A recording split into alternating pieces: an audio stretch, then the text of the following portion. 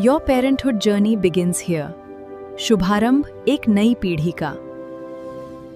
नमस्कार, आप देख रहे हैं ब्रेकिंग बिहार। बंगाल चुनाव के जो परिणाम है निश्चित तौर पर बीजेपी के लिए काफी उत्साहित करने वाले रहे। और वैसे में जब महाराष्ट्र से जो तस्वीर सामने आई है उसका लगातार आपको याद होगा कि चुनाव के समय हम लोग कहते थे कि क्या अगला एकनाथ शिंदे मुख्यमंत्री नीतीश कुमार होंगे। उस समय सभी एनडीए के नेता इस बात से, खास करके बीजेपी के नेता इस बात से इनकार कर रहे थे। लेकिन सवाल है कि उद्धव ठाकरे की पार्टी के बाद बंगाल में जिस प्रकार से विधानसभा का चुनाव का रिजल्ट आया, उसके बाद से उसके जो सांसदों को जो तोड़ने की कार्रवाई चल रही है, इसके बाद अगला टारगेट कौन होगा और केंद्र सरकार की सेहत पर किसके जाने से, किसके रहने से क्या असर पड़ेगा, नहीं असर पड़ेगा, इसी विषय पर चर्चा करेंगे। हमारे साथ सुमन कुमार हैं।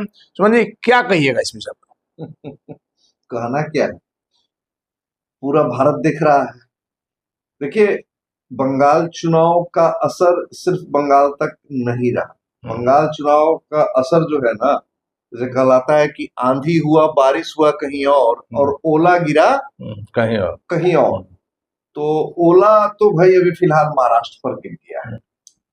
आंधी बारिश हुई बंगाल में, तख्ता पलट हुआ बंगाल में, लेकिन इस वहां का खराब मौसम का असर आपको बगल के राज्यों में भी नहीं, थोड़ा और ज्यादा दूर के राज्य पर पड़ा और महाराष्ट्र पर पड़ा। जिसका सबसे बड़ा उदाहरण है कि आज सवेरे ओम बिरला लोकसभा अध्यक्ष के पास में उद्धव ठाकरे गुट के, शिवसेना के उद्धव ठाकरे गुट के 9 में से 6 सांसदों ने पत्र लिख दिया लोकसभा अध्यक्ष को और कह दिया कि भाई हम शिंदे गुट के शिवसेना में जाएं।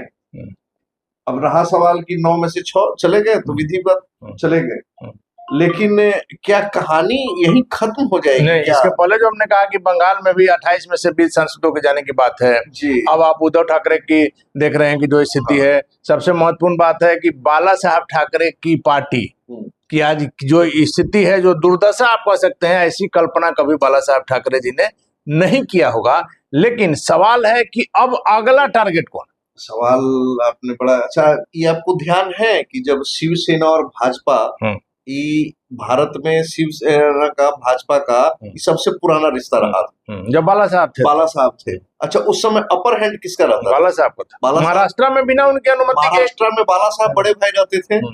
अच्छा, आपने बोला कि अब अगला निशाना कौन, तो आप एक बात बताइए कि शिवसेना के बाद में भारतीय जनता पार्टी का सबसे पुराना नाता रिश्ता किससे रहा? नीतीश कुमार जी से। समता पार्टी से रहा। समता पार्टी जो बाद में चलकर जनता दल यूनाइटेड। नीतीश कुमार जिधर रहे, जिस पार्टी में रहे, उसी पार्टी के। भाजपा के तमाम बड़े नेता, जिनमें से कई स्वर्गीय भी हो गए, उनसे नीतीश कुमार के ताल्लुकात बड़े अच्छे रहे। अभी पिछली बार तक देखिए तो हमेशा यहाँ बिहार में नीतीश कुमार बड़े भाई की भूमिका में रहे। आप देखिएगा, अरुण जेटली का यहाँ पार्क बना हुआ है उनके नाम। लेकिन सवाल है कि अब अगला टारगेट कौन है? तो देखिए, दर्शक हमारे समझदार है, बहुत समझदार हमारे दर्शक हैं। दर्शकों को भी पता चल गया होगा कि अगला टारगेट कौन। देखिए, आपको अगला टारगेट कौन है ये बताने से पहले मैं 1-2 लाइन जो है भारतीय जनता पार्टी के नेताओं को बताना चाहूंगा।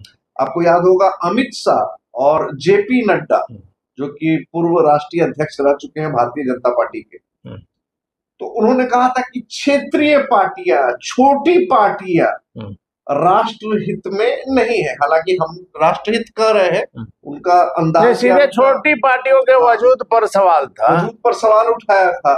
छोटी पार्टियों से को बड़ी परेशानी भी हो रही थी। लेकिन देखिए, तमाम ऐसी छोटी पार्टियों के ही भरोसे भारतीय जनता पार्टी ने अटल बिहारी वाजपेयी के समय में, चाहे अभी भी आप देखिए तो अभी भी तो तेलुगु देशम पार्टी और नीतीश कुमार के भरोसे। अरे तो इसीलिए तो परेशानी हुआ। आप मतलब नहीं समझ रहे हैं, बात को समझना होगा ना।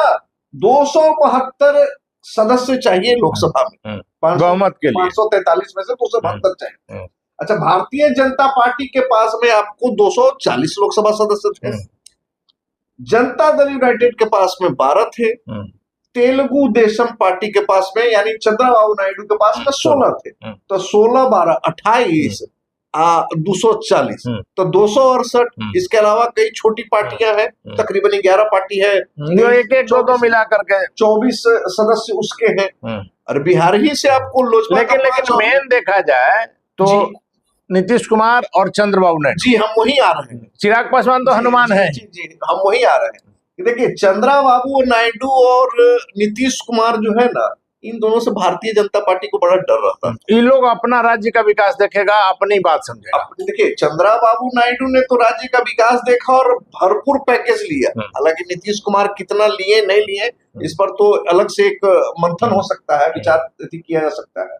लेकिन नीतीश कुमार की ढुलमुल नीति, देखिए नीतीश कुमार की ढुलमुल नीति हम नहीं कर रहे हैं, भारतीय जनता पार्टी के लोगों का भी मानना है कि जिस प्रकार से नीतीश कुमार कभी आरजेडी में जाते हैं, फिर भारतीय जनता पार्टी में आते हैं, इसके बाद फिर आरजेडी में चले जाते हैं, तो बार बार आना जाना कहीं ना कहीं किसी भी व्यक्ति या संस्था के प्रति संदेह पैदा कर। लालू जी ने तो कहा ही था पलटू राम। तो अब सवाल है, जी बिल्कुल, तो अब सवाल है कि क्या भारतीय जनता पार्टी इसी उधेड़-बुन में जिएगी, इसी डर के साए में जिएगी कि नीतीश कुमार और चंद्रबाबू नायडू किसी रात में अचानक हम सोए, अगला दिन सवेरे पता चला कि लोग समर्थन वापस लिया और सरकार अल्पमत में आ गई। तो देखिए इसका बड़ा जबरदस्त जुगाड़ हो गया।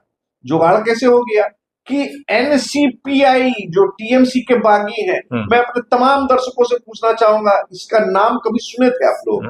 ये जो पार्टी है इसका कभी नामो सुने थे?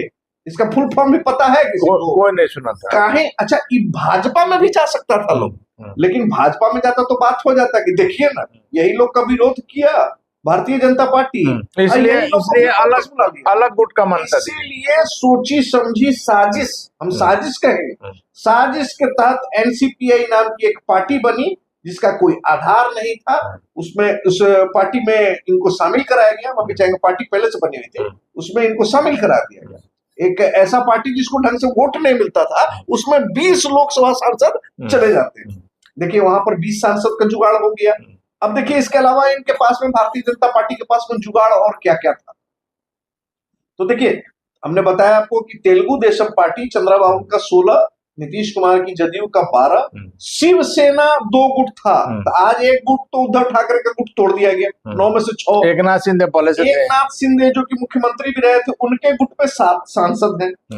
लोजपा आर यानी चिराग पासवान की पार्टी के 5, आरएलडी यानी राष्ट्रीय लोकदल के 2, जनता दल सेक्युलर 2, जन सेना पार्टी जेएसपी के 2, असम गण परिषद प्रफुल्ल महंता, पुराना नाम आप जान ही रहे होंगे, उनकी पार्टी थी 1, आजसू सुदेश महतो जो झारखंड है उनकी 1, अपना दल सोनेलाल पटेल वाले उत्तर प्रदेश वाले सोनेलाल पटेल की पार्टी का 1, जीतन राम मांझी की पार्टी का 1, खूब जीतन राम मांझी। इसके अलावा सिक्किम क्रांतिकारी मोर्चा एक पार्टी है, 1 है, और एनसीपी अजीत पवार गुट का 1। तो 11 पार्टी चंद्रबाबू नायडू को और नीतीश कुमार को छोड़कर 24 इधर हो गया। अच्छा, टीडीपी और जदयू हमने पहले बोला के पास में 240 है, इसके अलावा तेलुगु देशम और जनता दल यूनाइटेड का मिलाकर 268 होता है, यानी बहुमत से मात्र 4 कम।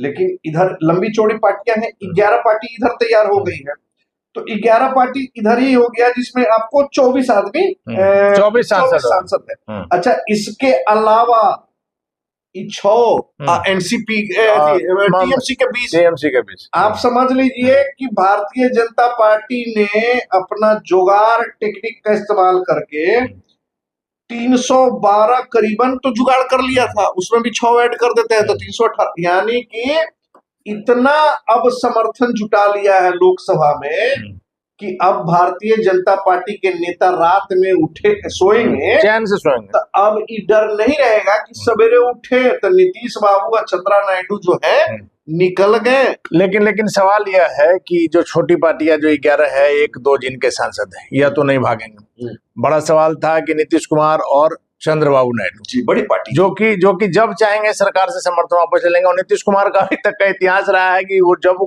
क्या करेंगे उनको कोई कहा भी गया ना कि नीतीश कुमार को समझना मुमकिन ही नहीं, नामुमकिन है जी, बिल्कुल। तो वैसे में यदि मुख्यमंत्री नीतीश कुमार पलटने की स्थिति में रहते तो न सिर्फ केंद्र सरकार पर असर पड़ता बल्कि बिहार सरकार पर भी असर पड़ता।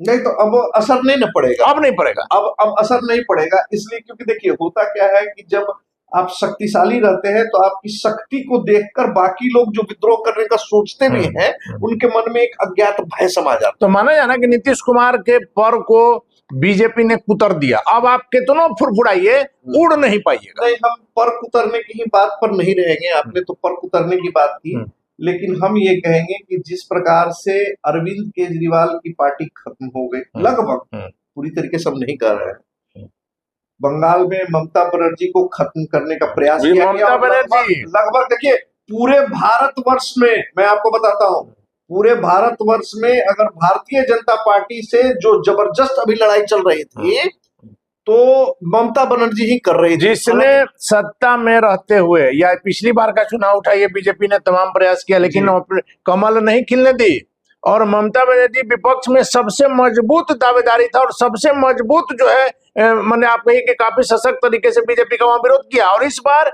ममता बनर्जी तिनके हाँ, नहीं वही मैं उसमें अब एक और लाइन जोड़ रहा हूं। देखिए अमित शाह की चाणक्यगिरी भी अगर आप मान के चले तो 3 राज्यों में नहीं चली थी।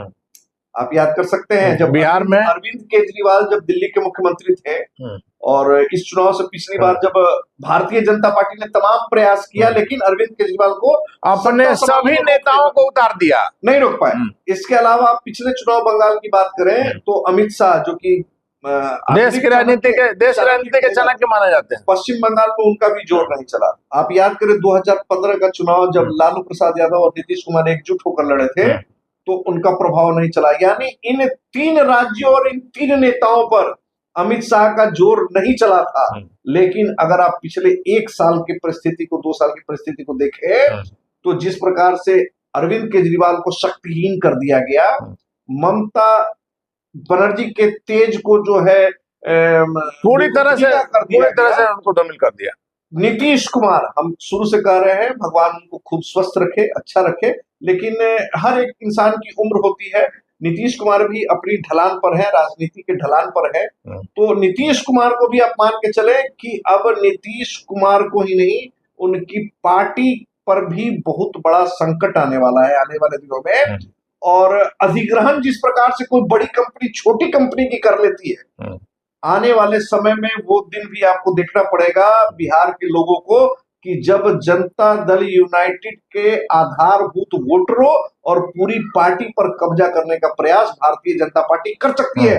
क्योंकि भारतीय जनता पार्टी की शुरू से मंशा रही है कि तमाम छोटे दलों को जो पनप गए हैं उनको कुचल दो और जो नहीं पनपे हैं उनको ठीक से पनपने। देखिए बिहार में भी यह खेला हो गया रहता, लेकिन चूंकि बीजेपी को ऐसे ही पूरा बहुमत है, बिहार में कुछ सीटों के चूंकि विपक्ष भी एकदम कमजोर है, लालू प्रसाद यादव जैसे बड़े नेता एकदम मैंने कोई वैल्यू नहीं रह गया है, वैसे में बिहार में तोड़फोड़ की जरूरत नहीं थी, इसलिए चल रहा है। नहीं तो अगर जरा सा यहाँ अंतर रहता तो अभी तक नीतीश कुमार की पार्टी हमको लगता है जदयू टूट गई रहती। देखिए आप जदयू तोड़ने की बात आप नहीं करें, आप देखिए ना, आपने बोला कि लालू प्रसाद यादव जी भी काफी उम्र हो चुका, वो भी अपनी राजनीति के ढलान पर ही है, आज ढंग से बात भी नहीं कर पाते हैं, चल भी नहीं पाते हैं।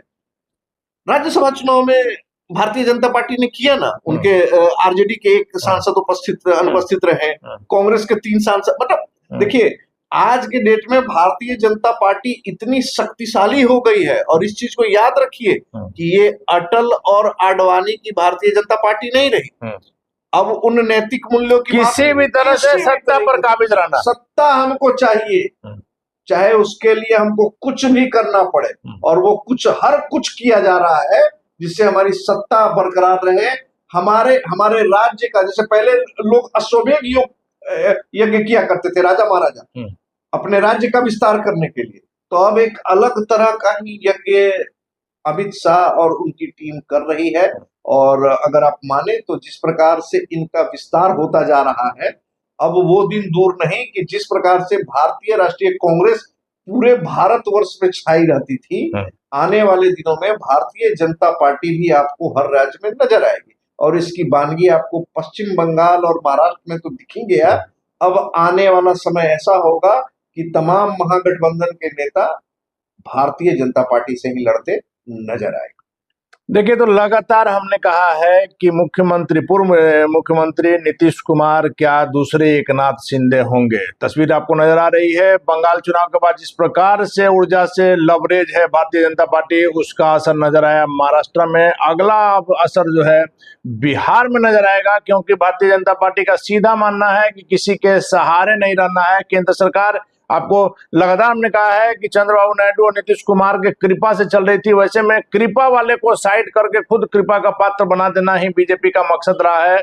और इसके बाद अब एकनाथ शिंदे, दूसरे एकनाथ शिंदे मुख्यमंत्री नीतीश कुमार बन रहे हैं, यह कुछ दिन में नजर आएगा। जदयू किस प्रकार से टूटेगी यह भी नजर आएगा। हालांकि लगातार हमने कहा है कि किसी की भी भावना को ठेस पहुंचाना हमारा मकसद नहीं रहा है। हमारी जो जानकारी है उसके आधार पर अपने दर्शकों को अपनी बात बताने का हम प्रयास करते हैं। और यूपी चुनाव अगले साल होना है, उसके पहले भी क्या कुछ खेला होगा, क्या समाजवादी पार्टी में भी टूट होगी, इस पर आपको अलग से खबर दिखाएंगे। लेकिन इतना तय है कि आगे आने वाले समय में बिहार में बड़ा खेला होगा।